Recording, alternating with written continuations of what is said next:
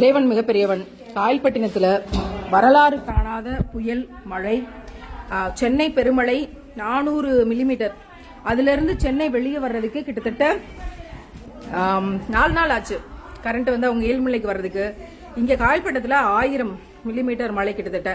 இங்க வெளியில களப்பணிக்காக பசியாற்றுவோம் அறக்கட்டளையுடைய சகோதரிகள் களத்துல இறங்கி வீட்டுல இருக்க தின்பண்டம் சாமா எல்லாத்தையும் கொண்டுகிட்டு கிளம்பி வீட்டுல இருக்க ரவையில உப்புமா கிண்டி சேமியா கிண்டிட்டு காலையில கள நிலவரம் என்ன அப்படின்னு தெரிஞ்சுக்கிறதுக்காக கிளம்பணும்.